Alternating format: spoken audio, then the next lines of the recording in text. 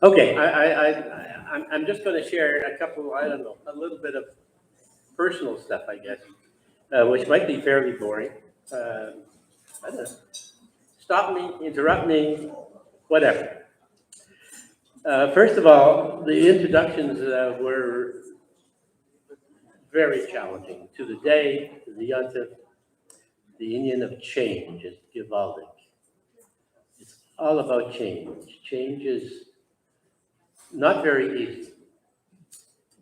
In fact, when Rabbi New first asked me to talk, he said, just say a few things about, how you change, how Hasidus changed you. What's changed? Yeah. So let's be let's be honest. Let's be straight. Listen, this is me. I have not changed. I am the same guy I always am. I always was. Probably always will be. Change is not. Yeah. Um, Having said that, let me give you one tiny little glimpse into my history with Hasidus. I remember there's an image of me one summer running off to daven mincha in the Lubavitch Yeshiva. You see, I had just started davening in the Lubavitch Yeshiva. I don't know how much before, a few months before, maybe a year or two. And for my wife, my dear wife's name is Bracha. I married Bracha because she was a power of Yiddishkeit. Look at her name is Bracha. I mean, now in Maimonides, everybody's Bernice. Her name is Bracha, and they're starting to learn that. And I was so proud of that. However, when I started making some of these changes, for some reason, I guess he was threatened. Anyway, here I was running off to daven mincha at the Lubavitch Yeshiva, and I stopped at the cloakroom and picked up a windbreaker, just and ran off. And she stopped me, and wow, you're going to be one of those. You're going to be ultra orthodox. You're going to be a student. You're going to be wearing a black coat. And wow, was she upset? I didn't realize that some changes had happened, not in me, but in the way I did some things, perhaps. Yeah. Can you imagine what happened when I got a black hat a few months later? It wasn't easy. But this sort of introduced some of the challenges that I lived with for quite a few years after that. Maybe to put a little bit of my connection to the Lubavitch Yeshiva, or this whole thing, let me tell you a little bit of one of the sources of how I got here. I went through public school. I did a little bit of learning. Went to Cheder after school. Went to Talmud Torah. So I needed that very read, right? Like, wow. I went to a Hebrew-speaking camp. I went to Camp Mossad. I was a waiter there. So I got a good Jewish education. Not enough so that, I was in the same league as Bracha. Bracha was Givaldic.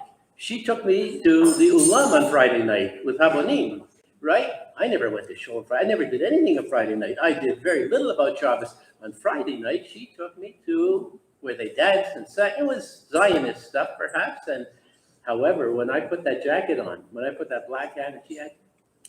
Anyway, let me tell you a little bit how I got there, right? How I got there. So eventually I did what I was supposed to do. I went to public school, high school, university. I got the proper degrees, all of which were aiming at making me competent at earning a living, and I should be able to support myself. I'm in dental school, and here I am, I don't know, 35, 39, 30, somewhere around there, yeah? And I'm, by that time, once a week teaching, and as luck would have it, as coincidence would have it, I'm teaching in the Strathcona Anatomy building of the medical school, which is where the dental school labs and the dental lecture rooms were. And there I was, and suddenly I got to meet my friend, my high school friend that I hadn't seen in many, many years. Hershey Warshawski was a professor, he had just become a full professor of anatomy, and his job was to hire a replacement for somebody that left. And that person's name was Dr. Brower. This is a professor from Harvard, right? Well, I used to sneak out of the lab mid-morning every Friday morning just to go say hi to Hershey and touch base with them. We hadn't had a chance to meet in years. And Dr. Brower, whom Hershey had just participated in hiring, was kind of like his boss and the only Jewish guy around in the faculty that Dr. Brower could refer to. He would come in running there, how do I do this and where do I? After a while, he started to realize that mid-morning, usually I was there and we were schmoozing and maybe having a coffee. And suddenly he started turning up pretty regularly. So here's three guys sitting in this room with white coats, two of us having coffee. After a few months, I'm having coffee. I sort of quipped at this guy with the long white beard and the black hat and Yanko, why aren't you having coffee? I didn't call him Yanko in those days. It was, and he kind of ignored me, right? Because I guess Hershey and I were kind of the seniors, the old guys around there. But I kept teasing him. I don't know what it was, but I kept teasing him. Listen, Dr. Brower, I know about kashrut. Is there a kashrut problem with the coffee? No, Mordy, don't worry. Yeah? And this went on for week after week, and I couldn't resist the temptation. I just kept teasing him. And if you know Dr. Brower, he finally blew up. Mordy, you don't know what you're talking about. And boy, he pushed me back into the corner. And he said, listen, if you want to talk about this, you want to learn? Oh, boy, there was a challenge. I couldn't resist because every Jewish word he had came up with this funny Russian accent, this Slavish Russian accent, right? He couldn't pronounce the Hebrew word properly. All I can tell you is for the rest of that year, for an hour, both of us disappeared in the middle of Friday morning at the lecture room across from Hershey Wachowski's office, which was empty. What's it called? It's called coincidence. It was empty for that hour for the rest of the year, and we sat down beside Mamash, a human skeleton hanging like you see in the movies or in the comic books, a real human skeleton, and we sat at the table beside it, and we sat down and learning. How the learning started, when he challenged me before, he said, well, if you want to learn, what do you want to learn? And I tried. I was going to be very sophisticated with him, and let's try Mishnayos.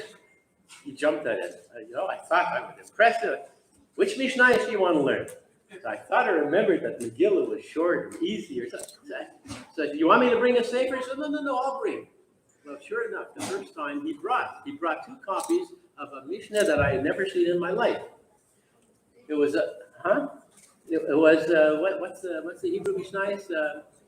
Kahadi, right? It's a Givaldic Mishnayos. It has a running commentary in modern Hebrew, which makes the whole thing. I had an old beat up thing from his grandfather, I think. Anyway, yeah. So when we started learning, I started to read. I do modern Hebrew. Yeah. And after a while, I ran into words and ideas I didn't quite understand. And suddenly was this guy who couldn't pronounce Hebrew properly because it was all self-taught. He knew what the words were. He knew the concepts were. And for the first time, having learned Torah in Talmud Torah and all kinds of stuff where things were selected for the first time, first of all, we were learning this thing. We started at the beginning and we didn't select. We went word by word, sentence by sentence, chapter by chapter. And I was being introduced to the concepts and what was being done in an adult way that I had never had before. This stuff was always programmed to make it whatever, interesting, exciting. It was amazing. And as the year went by, he kept teasing me. You want to learn CHASSIDUS? Can we learn CHASSIDUS? And I don't know what it was in me. I kept pushing him away. I don't know what. I just realized there's something dangerous here, right? The year went by, and we completed that whole book of Mishnah. Where do we go from here? The next year came. That lecture room was no longer available. We had to find a place if we were going to continue learning. And we started with stuff that went on. We landed up in the Chabad house on Peel Street. And I opened the Tanya for the first time in my life. And that blew me away. This wasn't about all these sophisticated concepts and all this intellectual stuff, and even a lot of the Torah stuff. Suddenly, we were learning about me. This was amazing. Tanya was talking about me. He was talking to me, about me, suggesting, implying that the Torah was about me or to me, or like suddenly things were relevant and talking about stuff I had never heard about before. And it wasn't very long into it where I was sold. I mean, it was wow. From there, I just can't tell you. If we went on from having, I didn't go very far in Tanya because Tanya is a toughie, really, to start with. And we went on to Renat and a few other things, and I became very comfortable. Chassidus just introduced me to the fact that there is a relevance to all of Judaism, to Yiddishkeit, to Jewish learning especially, to Torah on all its levels, no matter what you pick up. There is a relevance to it which is often ignored. It's often just, people just walk right by it and don't even feel it, don't even see it, they don't realize it. It's talking to us about, right? But you know what, if I go on talking about me, it's going to take too long, we're not going to get anywhere. Let me here, I make some notes here. I'm not following my notes. Okay, so let me tell you, I don't know, it's a year or two later, although one of the things I learned is one doesn't learn Chassidus by yourself. I mean, you just can't do that kind of thing. As much as I love learning these Maimorim from, like, if you haven't learned or not, I mean, everybody, you just have to. I mean, you don't understand so much if you don't learn or not. It's just the beginning of everything. Anyway, having done all this stuff and getting excited by it, I decided to try a little bit. I know I wasn't supposed to, but I picked up a sefer from the previous Rebbe by myself. I started to learn a mimer by myself, and it was lovely. Here I was doing it, and it was going, except I kept running into this one word that kept getting repeated over and over. It just kept emphasizing it, like not once, not twice, but I don't remember how many times. Finally, I read it. This word must be important. Yet I forget the gist of the mimer. I got on the phone. Yankel, I called Brower. By that time, we were friends. Yeah, I called him. Come on, there's this one word, right? It's a small word. It comes over. Tell me, can you help me read this thing? It's Lamed, Beis, Chaf, Nun, right? And, can you recognize Lamed, Beis, Chaf, Nun, Lachain? No, what is that? Is it? No, what does it go? Ulachain. What? Hey, Vilachain. I don't remember the words. I can't read properly either. All I can tell you is suddenly that hit me like a ton of bricks, because that's a word that we say in the Yom Kippur, in the Rosh Hashanah davening, over and over and over again. And in that davening, it's done in a way where you can't, it hits you on the head because it repeats itself 3-4 times over a short, and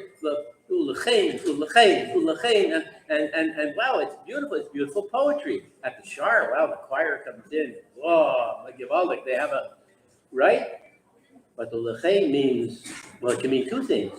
It can mean therefore, which is kind of the obvious meaning, or it can mean like, no, it could mean L'chein, is there a question, like, where are you going from here?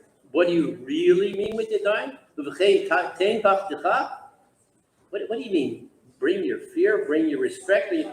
What does that mean? Like, where are you?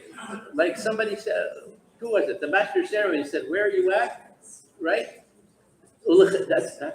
That's what Yom Kippur and Rosh Hashanah and all those big holidays are all about. And no, where are you at? So I'm going to finish now. I'm going to finish by telling you finally, I found empty seat.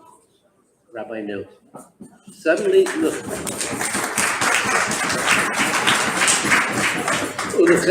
Like, where are you at?